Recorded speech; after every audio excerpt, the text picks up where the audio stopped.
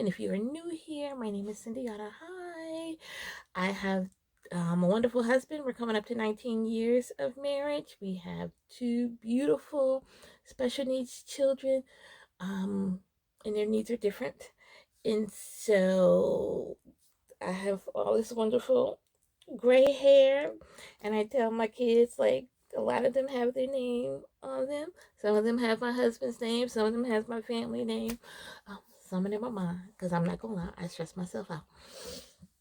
But it's just been it's been a 16-month period of big changes in our family. So while I do still sew, I'm not sewing as much as I used to. I do homeschool, and we homeschool all year round. So this is a homeschooling special needs video, guys. So if you're here for sewing, I love you. I will show you a few of the projects that I've worked on, but not today. Now, in terms of homeschooling, we've been homeschooling for about 4 years now. We started during the pandemic, but we did not start because of the pandemic. For those of you who are new, my husband and I had talked about homeschooling for about 3 years prior to the pandemic. And then the year that, everything kind of shut down, we were already in the process of organizing our events for the summer to homeschool them during the summer as like a test run. So that was already in the mix before the world was like, no, stop, 6 feet apart. And so when we came through that summer, we were like, great, we're going to be doing this. I'm looking at my declaration to do homeschool that I have to submit to my state. I am in Georgia. And then I walked into the kitchen one day, and my husband was laid out on the floor. And I'm like, whoa, wait a minute. Why is my husband laid out on the floor? What is going on? So my husband was really sick, and this is like a week before school was supposed to start. I found my husband on the floor. We had to rush him to the hospital. And we couldn't go in because of, the social distancing. So I am in my car with my babies. It is dark 30 in the morning, and I don't know what's going on with my husband because they won't let us in, and if I go in, I have to take the kids in too. And so we have, we had already started prepping to homeschool. Then my husband got ill and had to have emergency surgery. And then, when he came through that, and he did, when he came through that, it was like my daughter was going into middle school, which was on one side of town. My son was entering elementary school, which was on the other side of town. And then the hospital, because I still had to go back and forth to the hospital, deal with my husband was on another side of town. And I was like, y'all, I in good conscience cannot give my best to my husband, to little one number one, little one number two, and to myself, and stay sane if I am going all over my county to try to be this to them and this to them and this to them. I was like, that's just too much. And so because we had already started prepping with the homeschool, I was like, let's just do it. Let's just jump in, because I need the flexibility to be able to be at the hospital with my husband whenever he needs me there. I need the flexibility to be able to do X, Y, and Z with my children. And I can't do that if I'm on this super rigid schedule. And so we went all in. So we started during COVID, but we did not start because of COVID. So that is like the background of our homeschooling journey. So here we are in 2025, and we are still homeschooling. So we homeschool, like I said earlier, we homeschool all year round. Technically, our start date is September 1st, and we go through August 31st. And I know that's like, that's a lot. It's all year. But what we do, because our wedding anniversary is in the fall, so we take the first 6 weeks of the school year off.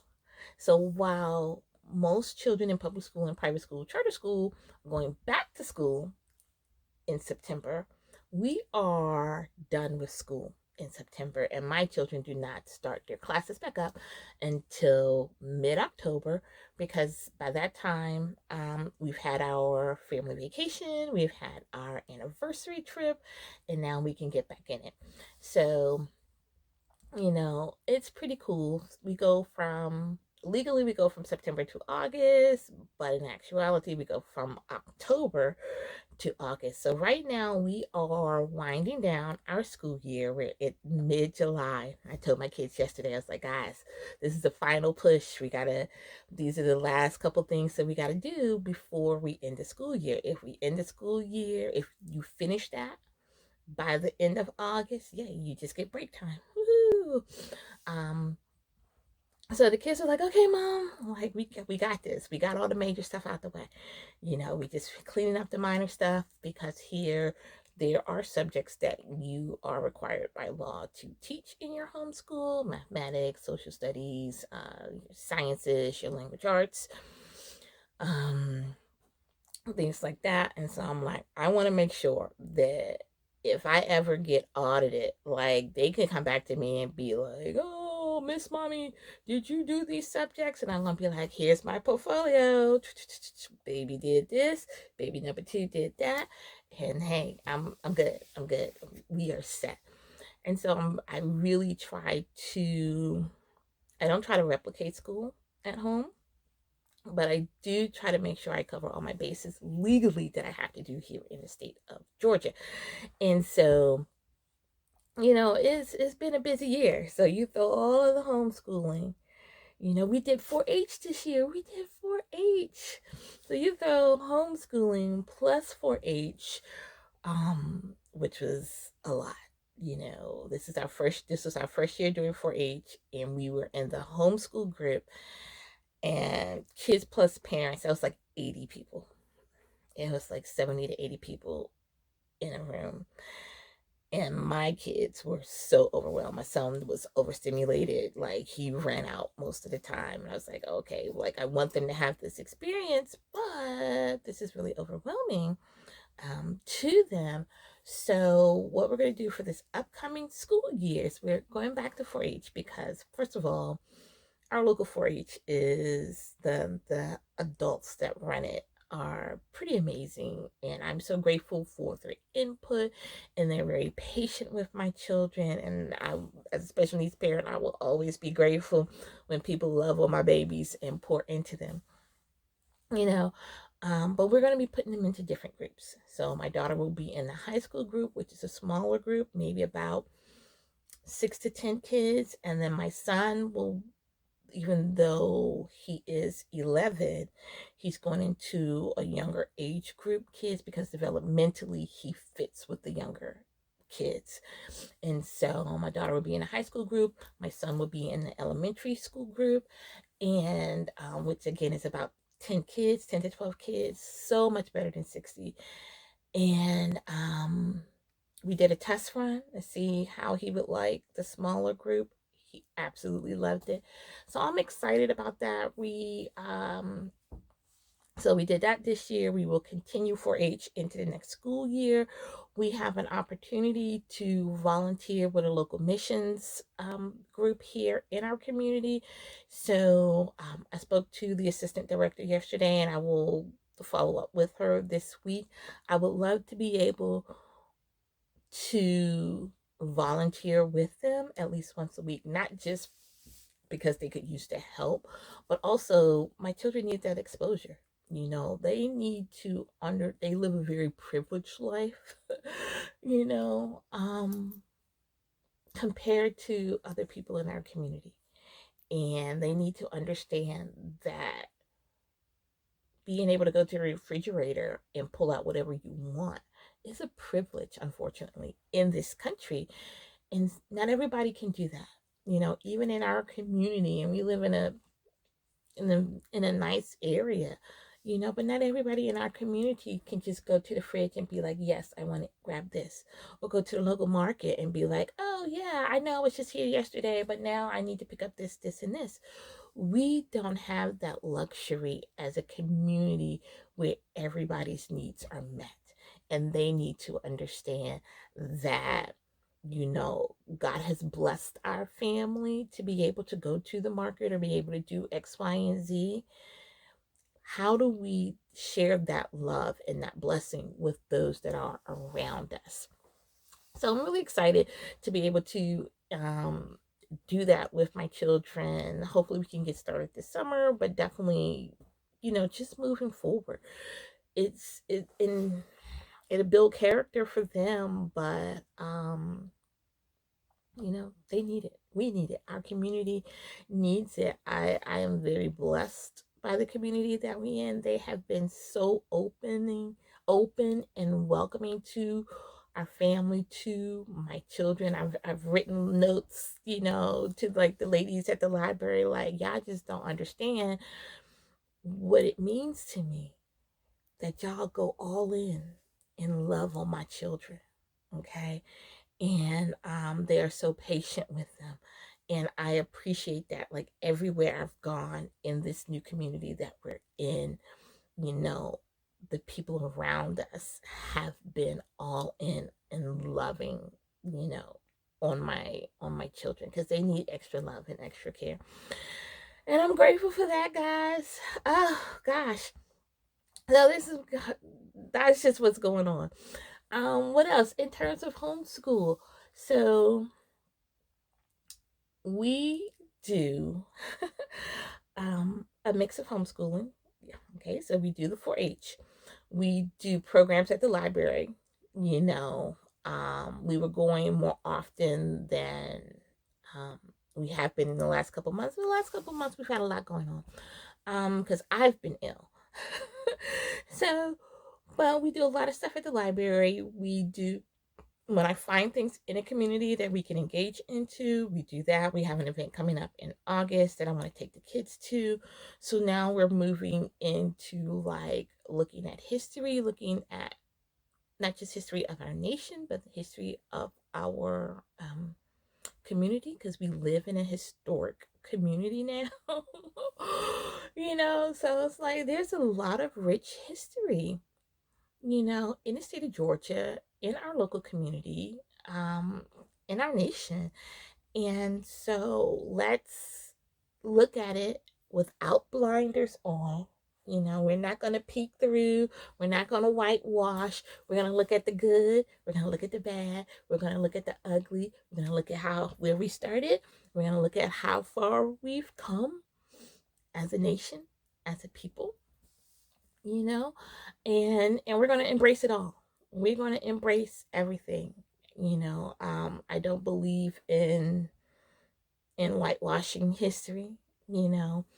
Let's learn from it. And so this year, what we did for history, as we said, we're going to begin at the beginning. I know a lot of times we begin with, we're going to begin with the Constitution and we're going to begin with this. No, we're going all the way back. We're looking at our first settlers. We're looking at their relationship with the indigenous peoples. We're looking at their relationship with their home nation. Like, how did all of these events work together to form the nation that we have right now? So we're doing it all. And that's been really fun, guys.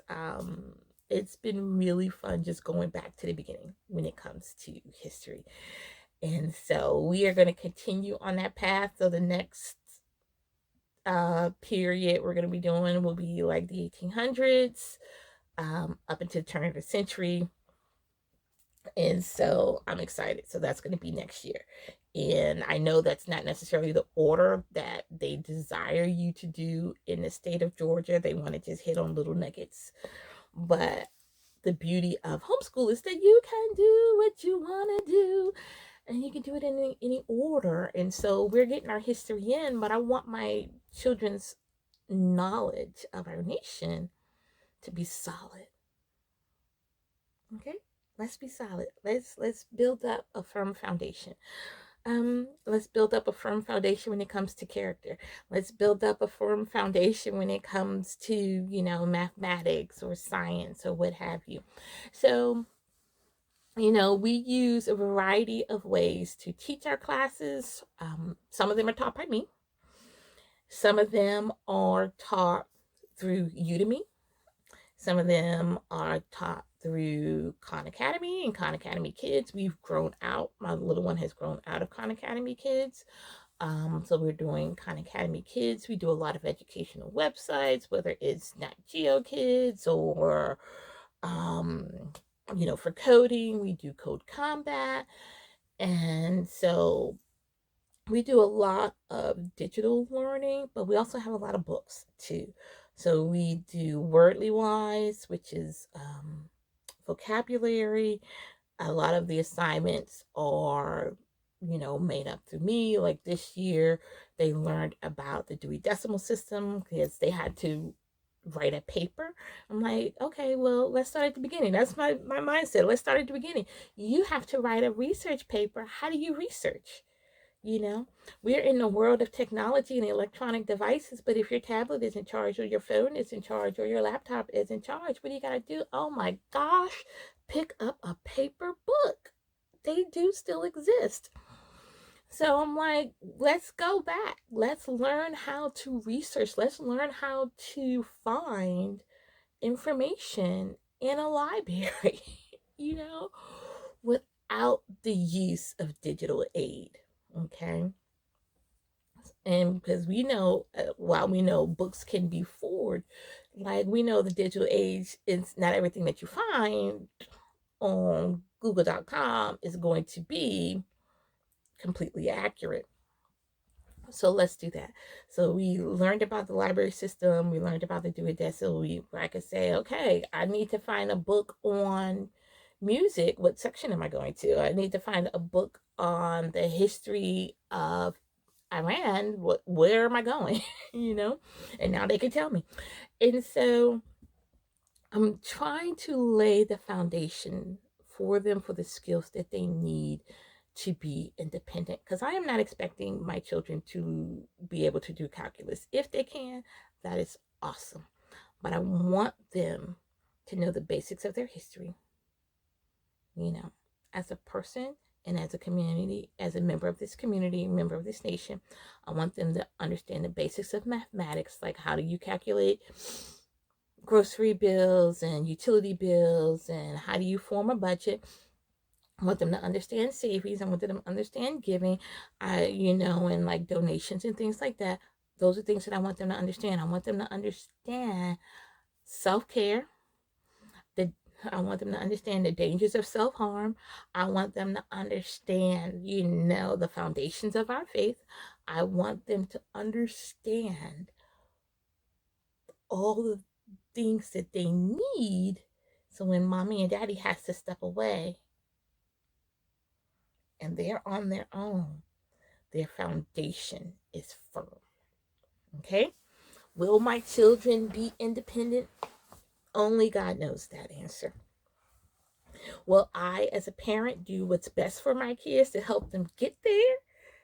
Absolutely. And that is what I gear my homeschool around. Okay? So, if we got to go back and review, we go back and review. If we move forward, then hey, we can move forward. My son, when it comes to science, his brain is big brain. He is elevated in science. He is elevated in math, but he struggles with language. And that is just one of the struggles that he has in general with language and processing language. And so I am slower with him when it comes to language arts, when it comes to writing, when it comes to reading. He knows how to read, but to read out loud, you know, um, he struggles. And he struggles with not the ability to read out loud, but the confidence to read out loud, because he can read. He's been reading since he was like 3, but he doesn't always have the confidence to read. He does stutter. So he has a speech impediment, and plus his brain processes at a million miles per hour, completely different speed than what his tongue can keep up with.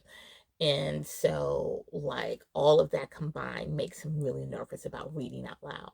So we're working on that. We're working through that nice and slow. And my daughter will not read out loud. Like, she was just you might as well have asked her to shave her head. Like, she would just not read out loud. Can she read? Yeah. She'll be finishing a book, and I'm like, there's no way you finish that book in an hour. No, she does skim the pages, but can she read? Yes. You know. So we take our children where they're at. In any event, so I've lost track.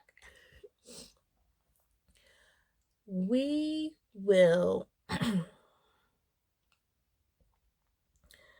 so we are learning history, we're learning our math. We do a mix of like homeschool math, we do some prodigy math as well, and we just go back and forth. And I follow their progress on Prodigy, which is a math app, and I can see, oh, you're struggling with, exponents. Let's go back and let's redo that. You are struggling with, dividing decimals. Okay, so is mommy. But let's go back and let's review that. Oh, you're doing great in this area. That's fantastic. Keep moving forward. You got this. You got this.